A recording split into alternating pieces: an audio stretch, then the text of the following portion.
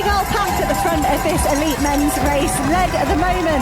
Kiplimo made an important move round Eliud Kipchoge. This group is just starting to spread out for a bit, and Eliud Kipchoge looked brilliant about half a mile ago, and all of a sudden he's just dropped his pace and he's just fighting to stay in contact at the back of this group.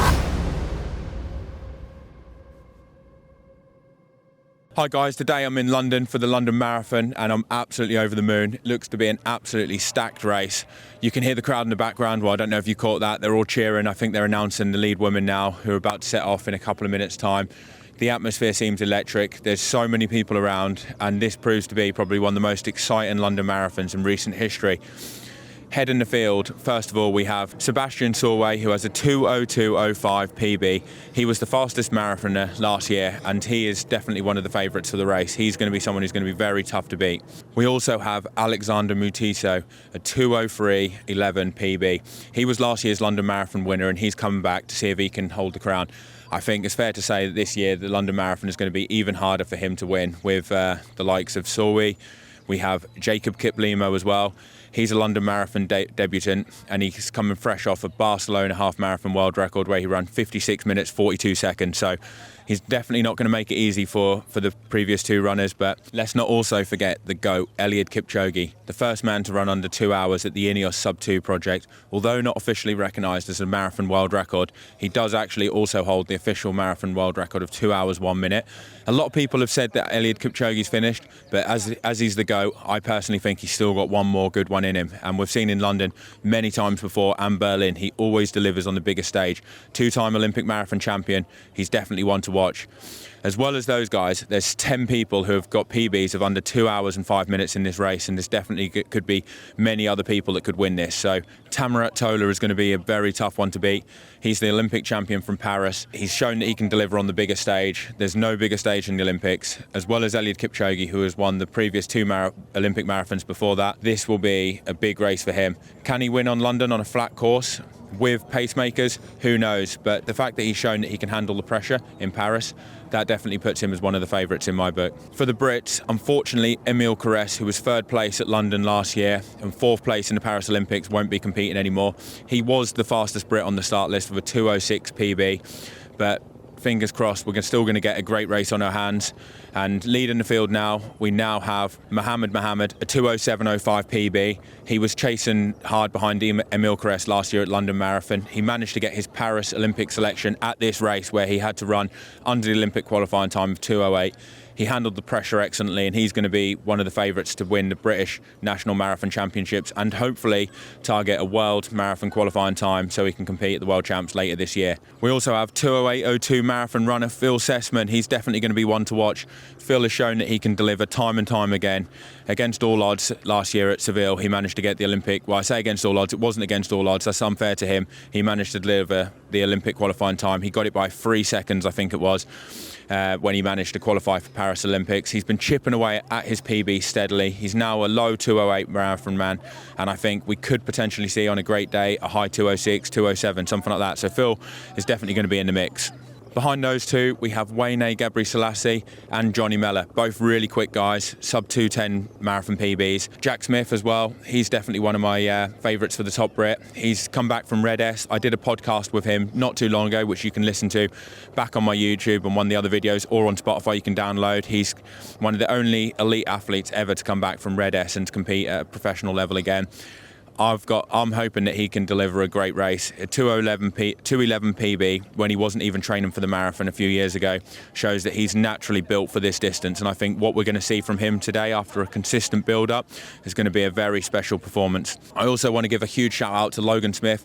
He's a guy that we train with back home in Norwich. We're here to cheer him on as well. So we'll be following the British race, hopefully showing you the top Brits all battling it out. And before I leave you there in the intro, how can I forget Alex Yee, London Marathon debutant, debutant in total at the marathon, the 2024 Olympic triathlon champion, and he's here to prove some doubters wrong. A lot of people have been saying mixed things about him. Some people think he can run 2.6, some people think he won't break 2.10.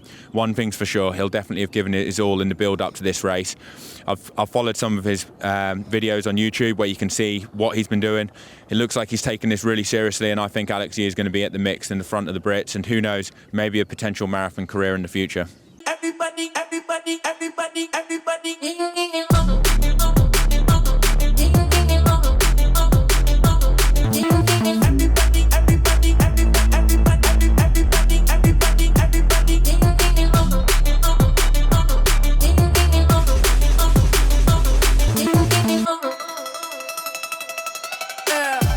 Okay guys, and as you can see, the amazing crowds in London. Honestly, this race is like no other. Like, there was millions of people on the side of the roads, and that's not really an understatement.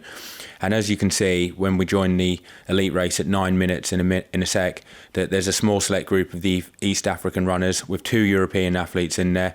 We have Cripper and we have Petros, but soon they get a little bit dropped. And as you can see now, 25 minutes in, the guys are getting down to the mid 4:30 miles, and it's down to the real players, where there's probably about 6 athletes, with eventual winner coming from that group. The Brits went through 5k in just under 15 minutes. They were about 40 seconds down, the top Brits, at the 5k mark. And then as we came to the 10k bit, they were around about a minute down. This, where we can see the Cutty Sark here, this was just down the road from where I was standing and watching. And honestly, it's absolutely amazing when you see these guys coming through. They're running 4:30s, 4:40 miles, breathing through their nose, putting hardly any effort in. It's really something else. Eliud Kipchoge was towards the front of affairs, as we can see there, and you were constantly wondering at the time when you were watching, could this be Kipchoge reeling back the years again and managing to get another win and notch up another major marathon? One of the big threats that I was thinking as the race was developing was Kip Limo, as he was in this group at 64 minutes. Could he win on his debut in London with that 56-minute half marathon? He was always going to be a massive threat, and someone who I felt like if he got within a sniff of the line, 15-20 minutes, and he was still there, he could be someone that could steal the show from some of the more experienced marathon runners. As we can see, Petros, the European athlete there on the front, picking the pace up a bit. That was actually quite interesting, because normally a lot of the East Africans have it their own way and they're able to dictate how affairs are, but he was definitely giving it a crack and really hurting some of them. Like, you can see Kip Limo in the back, Tyler there, you can see on the footage, who filmed a lot of the clips on this YouTube video. Some of them we had to use BBC because it was just so hard to get as much footage as we wanted without accreditation. And as you can see, like, with the huge crowds that we've got, it was very hard to get around London. Honestly, it was absolutely insane. First time I've been to the London Marathon, and one hell of an experience. It was hard for us to film the women's race because it started 30 minutes before. You saw there was a little bit of footage there from the women's race, and we would have liked to have got more, but very hard because it started 30 minutes beforehand. So we mainly decided to cover the men's race just because it was so much easier, and we could only really do one. We can see now Sowe at the front. This is 90 minutes into the race, and he's really kind of putting a move down now. About 35 minutes left to go, and then you can see Kipchoge struggling a bit there. I think this is coming out of Canary Wharf, so we're around like 18 miles, just over 18 miles, something around that kind of time. And yeah, you can see Kipchoge, although he looks like he's running well, he's been a bit dropped, and he's probably about a minute behind at this point, I'd say. And when you see them, one thing I would say is it's really, really interesting to note that when the Kenyans are running in that group and all that, they look like they're so comfortable, yet they're running so fast. Like, you can see 28:57 through 10k, 58 minutes through 20k. It's honestly, it's crazy. They're running 14:30, 14:45k splits, and it looks like they're barely breathing. They're breathing through their nose.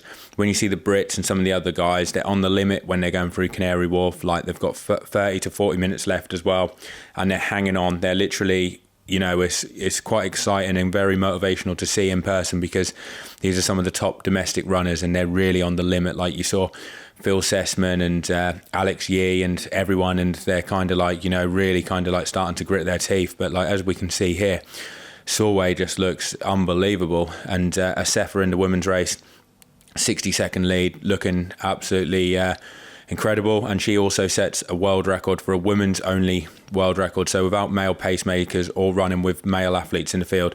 This was the fastest time ever starting in a only women's race. So 2:15, very, very impressive.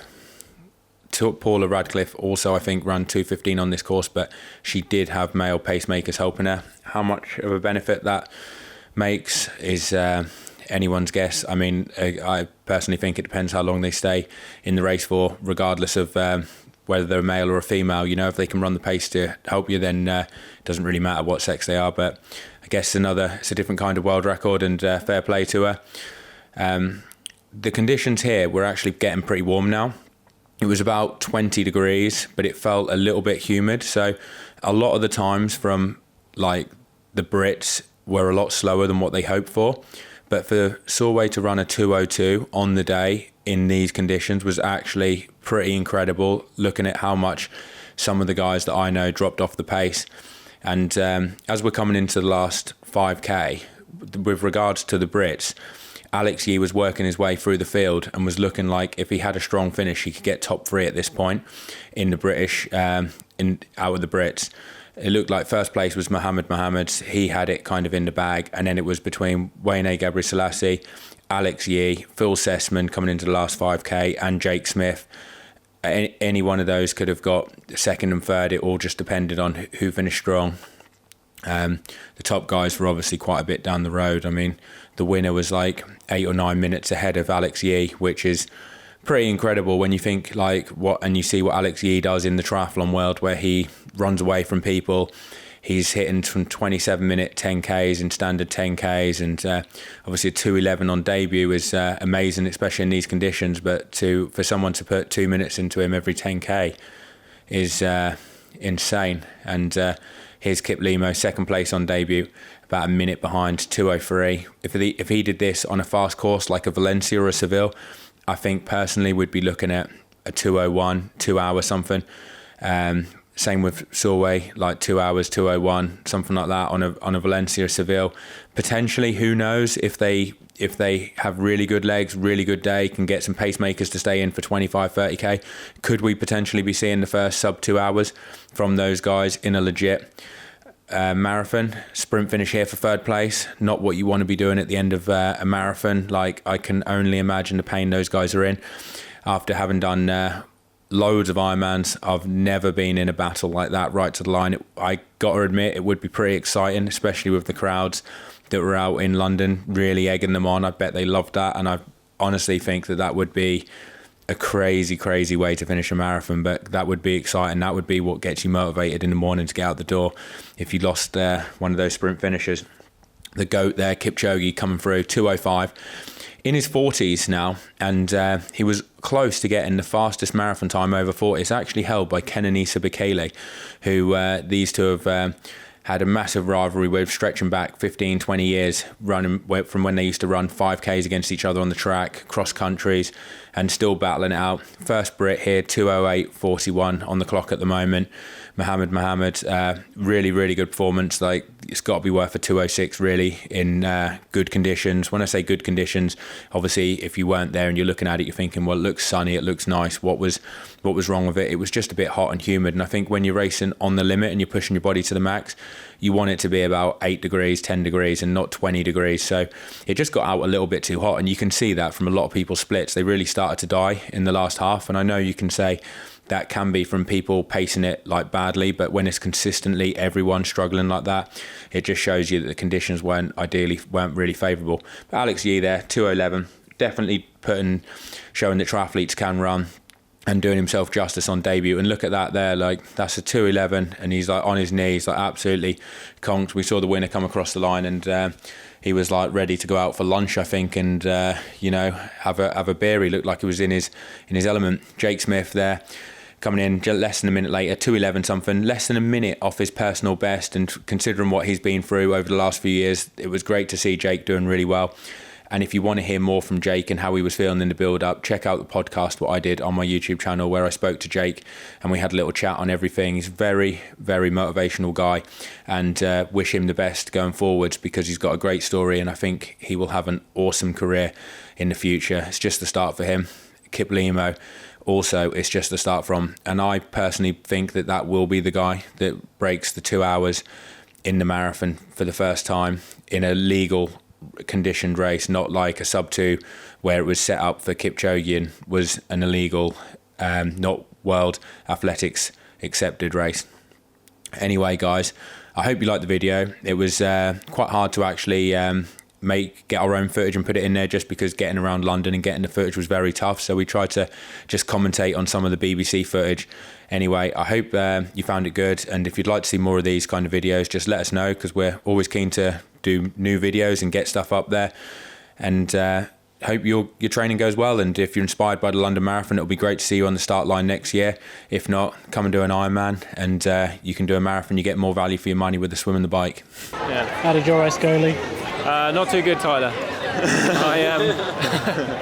I've been struggling with Achilles issues. We tried to battle on from like 4 miles, but we're just like struggling to even walk 11 miles, so I called it a day. Now it's like John Wayne.